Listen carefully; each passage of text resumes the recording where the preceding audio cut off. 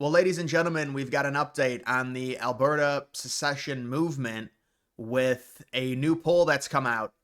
And you can see this stuff is just, whenever I go to one of these websites, there's always issues. There always has to be some problem, whether it's a paywall, whether there's ad blocker I have installed, or it's just every single time I go to a website, there's always a problem.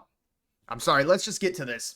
More than half of Canadians All right, so here it is. More than half of Canadians say Alberta separation should be taken seriously. So, the poll that we want is within Alberta, the province specifically, polling Albertans. What do you think about secession? This is just a vague poll within all of Canada, talking about the idea, should it be taken seriously? Kind of a weird poll, but 52% say yes, it should be taken seriously. 42% think Quebec separation should be taken seriously. So there's more support. I don't know if you want to call it support, but there's more wonderance when it comes to Alberta possibly seceding rather than, and see, it's just not even going to happen with these websites. Let's go to the next one. But when it comes to that poll, listen, the Albertan Premier Danielle Smith said that she was not for separation, but she's kind of taking a more diplomatic democracy type approach, saying, well, it's up to the citizens if they want to have a referendum. She says there's like 4 or 5 steps that need to happen for there to be a referendum. You've also got the First Nations chiefs saying that, there shouldn't be any separation. They are trying to leverage their own land claims within Alberta as First Nationers as to why Alberta should not be able to separate from Canada. And then you also have other things within Alberta in terms of militarily in relation to Canada. Even though Canada does not have a strong military, there still are important aspects of the Canadian military within Alberta. That's stuff that is all going to have to be negotiated. These First Nations, they're going to want something, whether or not some of their land, they would rather be a part of Canada than join this separation movement. This would all be things that would have to be negotiated after a referendum. But the first step of it is the referendum to leave Canada or to have more autonomy, whatever you want to call it. You've also got this. Alberta Premier says the vote on separation from Canada possible next year. Well, I thought it was going to happen sooner than next year. I mean, right now it just turned to May. So we're talking like a year from now. So I don't know about that, but she says, well, maybe there will be a vote. I mean, it is a seismic thing separating from Canada. We understand that, and there's a lot of things to understand when it comes to the background of this situation. The most intriguing being Trump's potential thoughts on it. Trump met with Carney a few days ago. He talked about, again, the United States possibly adding Canada as a 51st state. And people say, well, it's a joke. I mean, my take on it is there is some truth to what Trump wants. I'm not going to lie. If you know Trump, he definitely wants territorial expansion. Greenland is a much easier option than Canada. That's why the United States is really going to be going after Greenland, and they have started escalating spying within Greenland because it just makes more sense than Canada. People say, well, Canada's a joke. I honestly don't think it is. Legit, I do think Trump would be extremely happy with adding Canada. That's just what I think, based off of the amount of rhetoric Trump has had about Canada over the past 3-4 months. Now, the thing that people have to tell Trump, it just doesn't make sense because of the way Canadians vote, how liberal they are. But you have to think, once Trump catches wind of Alberta, he would be like, yeah, this is probably better. Alberta by far has the most natural resources, so it would make more sense for the United States, especially when it comes to Alberta specifically being open to join the United States, their citizens being open, not like this forced thing to where we annex them because they're dealing with the economic turmoil, which it's not going to happen. It's just they don't want it to happen. And the United States should not want Quebec, Ontario, Nova Scotia, Newfoundland, New Brunswick, Prince Edward Island. You shouldn't want those provinces. They're very liberal. You probably shouldn't want British Columbia either. That's a different story because that's Western Canada. And to be fair, I mean, British Columbia was a little bit more conservative in this election, but it would not work out that way. We know that in a U.S. election, they'd be very, very liberal. They'd be comparable to Oregon or Washington. British Columbia would. But and some people will debate, well, Alberta's also, they would be liberal as well. I'm willing to risk with Alberta because of the amount of natural resources they have, because of more of an Arctic footing. You're expanding your territory to the north. Also, it would be a 4 or 5 year period to where I think they'd be a territory anyways. So they'd be grandfathered into being a state. It wouldn't be like they got voting rights right away. But I'm willing to risk Alberta maybe being slightly liberal, although I don't think they would be, because of the amount of natural resources they have. And imagine we get access to all of that oil. There's no dependency on the Middle East anymore. And that's within that would be within them joining the United States. And eventually it would pay off significantly. Believe it or not, if Alberta joined the U.S. tomorrow, there would be an initial a lag period in terms of the benefits that we would get from adding the natural resources within Alberta. It's similar, although not really, to the idea of adding Greenland. The amount that it would cost in terms of setting up mineral extraction, it takes time to see the fruits of the labor. But with Alberta, it would happen a lot faster because they've already got it set up to where it's not undeveloped like Greenland, to where they are extracting natural gas and oil. They just need to be turned loose, if you will, when it comes to the overregulations they face within the Canadian government, as well as the amount of money they get squeezed out through the Equalization Act. So I think when it comes to this, well, we'll see if this happens next year. You've got, this is the thing is, maybe I should just pay for all these subscriptions, pay $50 or whatever to get all of them. But I do like the Wall Street Journal in terms of some of the stuff they have, then it's paywalled. I do have a subscription to the New York Times, and I'm happy to keep it. I think it's like $1 a month or something. New York Times does have some decent articles in terms of intel within like U.S. politics. How people be like, they're very liberal. Well, they are liberal. I mean, when you're dealing with like news outlets, 90% of them are going to be liberal. It is what it is. I mean, they do have some good information in terms of like intricate details within the Trump administration, but like this type of stuff. But I did see this. Alberta Premier Danielle Smith doesn't support separation, she said on the province's government website and her Facebook page. But while she said on her Facebook page, this is some boomer stuff here, but added that in the event the citizens in Alberta could gather the necessary signatures, there would be a question about the separation. So basically, we're still waiting for this. I mean, you would think they would be able to gather the signatures relatively quickly based on the context of her lowering the signature threshold to 10% of the total electorate within Alberta. In terms of the past election, they lowered it to 10%. So you just need 10% of the people that voted, which you would think that they'd be able to get this easily, because I would say there's at least 30 to 40%, and this is just me speculating, but based off of the straw polls we've seen in the past, and also the idea that Carney won, and many people in Alberta, they're very conservative, that Paul Poilievre won Alberta in total, just in terms of the popular vote, by 30 points, they would very easily be able to get that 10% threshold in terms of signatures to trigger a referendum.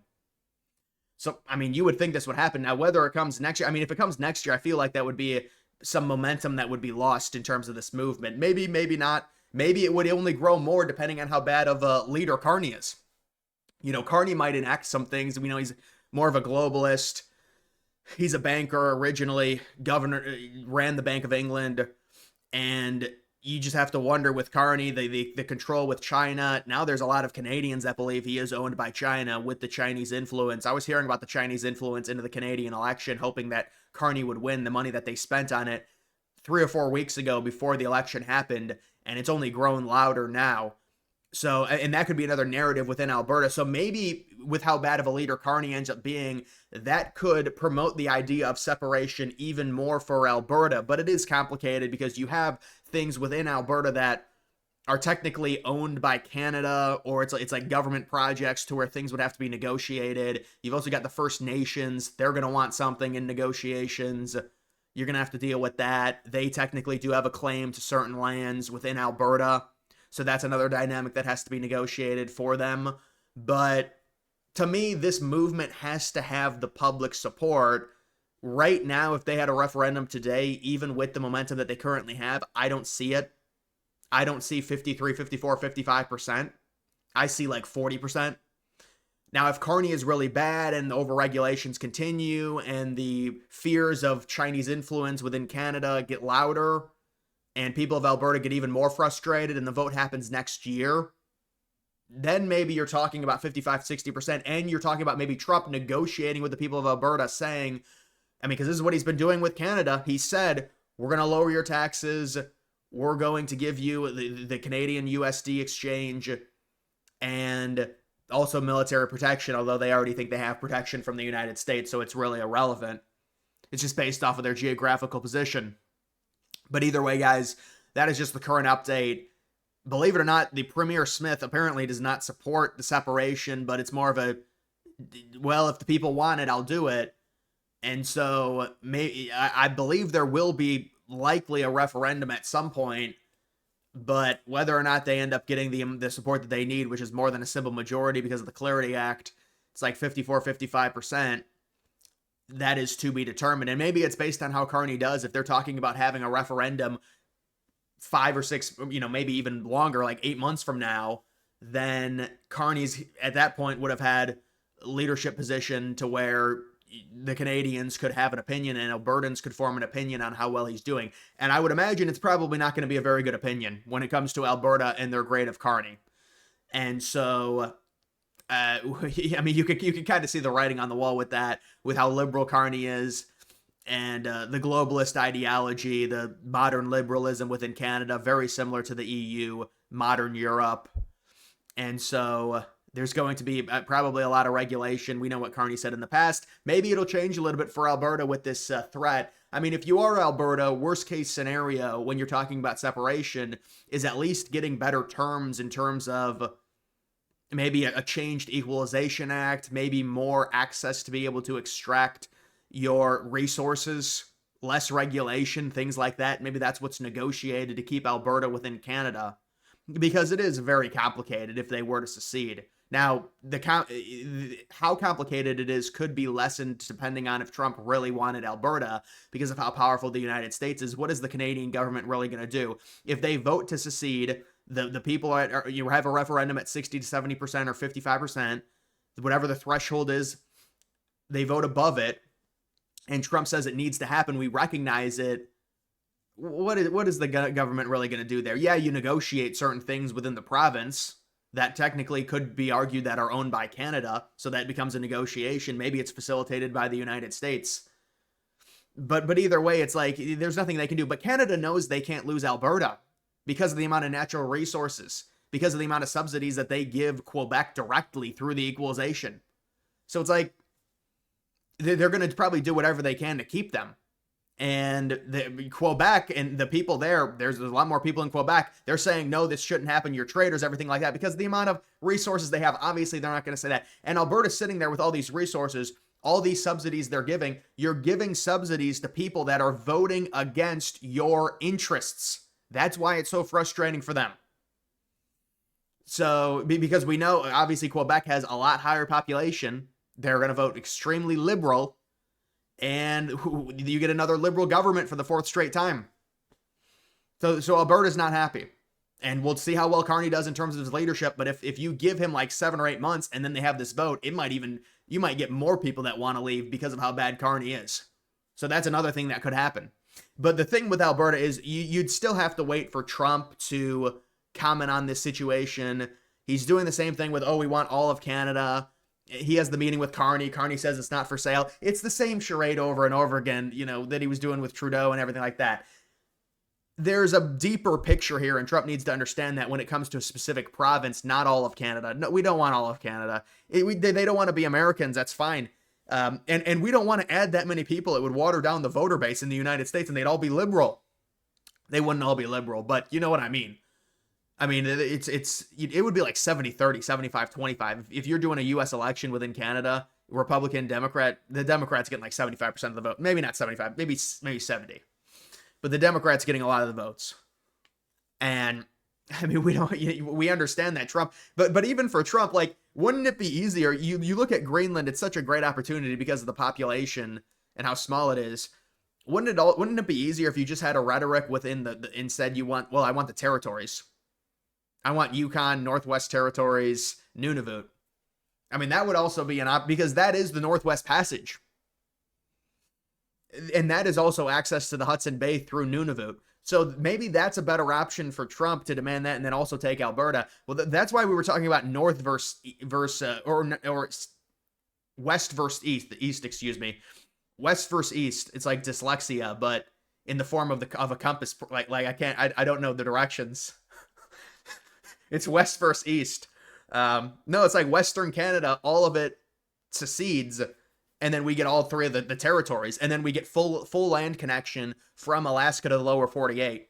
Technically, we could have the connection through BC. We don't even need Yukon, but the feasibility of it is not, because of how mountainous British Columbia is, and the only little point that is connected from Alaska. And by the way, we didn't steal that land, that little tip of like in between. If you look at a map, we have southern land going into Canada. It became Alaska territory, and that was part of it. We didn't take that. People said we took it. No, that was always part of Alaska. That was part of Alaska, the territory that the Russian Empire owned. But either way, guys, that's just the situation. Make sure you like this video down below. Follow me on X. Link to that's always in the description.